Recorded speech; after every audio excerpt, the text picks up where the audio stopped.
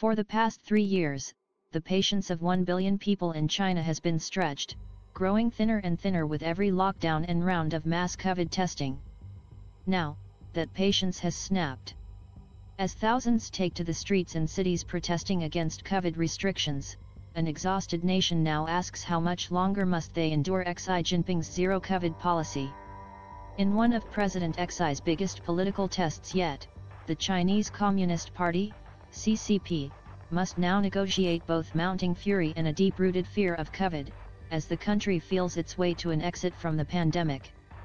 An apartment fire in the western city of Urumqi may at first appear to be an unlikely spark for nationwide protests. But the deadly incident, which claimed the lives of 10 people, was the ultimate nightmare scenario for millions of urban Chinese who live in high-rise apartments, trapped in one's flat, unable to escape a roaring blaze because of a strictly enforced lockdown. Authorities disputed this, but it did not stop public outrage and anxiety from spreading, especially after videos and audio clips purportedly featuring residents screaming and begging to be released circulated online.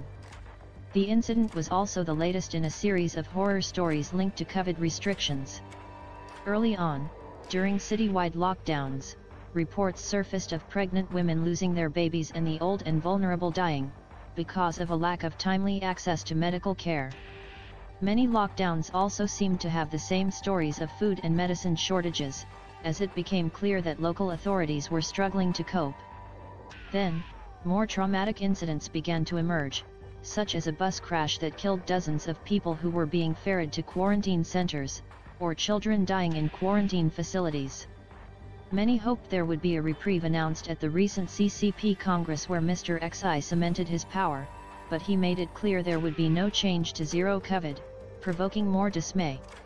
The policy has no doubt saved many lives, with China achieving one of the lowest per capita COVID death rates in the world. But it has also sapped the energy of its people.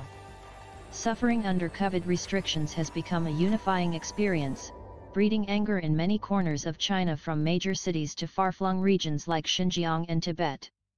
It has galvanized every part of society including university students, factory workers, middle-class families, and the elite. When a man staged a protest on a Beijing bridge, shocking the country with its openly defiant criticism of President Xi, it set the bar for the expression of more direct and sharper dissent both outside and within China, emboldening many others. In the central city of Zhengzhou, hundreds of factory workers called for their rights and scuffled with police, as they smashed surveillance cameras and windows.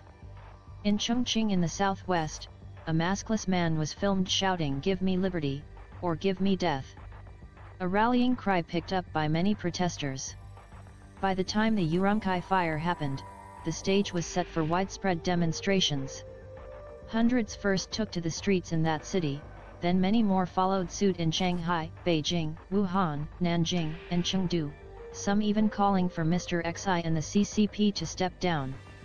This was previously unthinkable in a country that heavily punishes and censors anyone critical of the party and its leaders. Observers say the protests are a tipping point in COVID dissent, complicating a situation that is already difficult for the government. Ho Fengheng, a sociologist with Johns Hopkins University, said they presented a dire situation and the first serious test to Mr. Xi's rule. Over the last 2 years Mr. Xi backed himself into a corner by owning the zero COVID policy. The most rational way for him to handle the situation if protests continue to grow is to pressure local authorities to crack down hard while distancing himself. But then there is a risk that local authorities might refuse to follow the directive closely as they are worn down by the zero COVID rigidities too. So could the government listen to the protesters, and unwind zero COVID? To do that now, while minimizing deaths and infections, would be difficult, due to the country's low vaccination rates among the elderly, a lack of highly effective domestic vaccines, and the government's continued refusal to follow the rest of the world in using foreign vaccines. There's a dilemma for the government, Oxford University professor of modern Chinese history Rana Mitter told the BBC. Do they import foreign vaccines which may look embarrassing in nationalistic terms, or do they try to hold the line by keeping the borders closed without any end date for this policy? China recently appeared to test the waters by loosening measures slightly, where they reduced some quarantine periods and stopped recording secondary contacts. But, as seen in other countries such as Singapore and Australia which transitioned from zero COVID to living with the virus, any relaxation of measures would inevitably result in a jump in infections and deaths.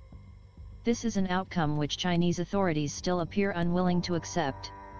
Many cities including Beijing and Guangzhou have once again put in place restrictions to tackle fresh outbreaks, even though experts have warned it is difficult to maintain zero COVID for the long term given the virus' rapid evolution and government's finite resources. Even if the government wants to change course now, it still has to address the rapid surge of cases nationwide. The problem is that it no longer has adequate state capacity or public support to contain the spread of the virus, said Yanzhong Huang, Senior Fellow for Global Health at the Council on Foreign Relations. Part of the problem is the fear among officials that COVID deaths will spiral out of control and cause social unrest.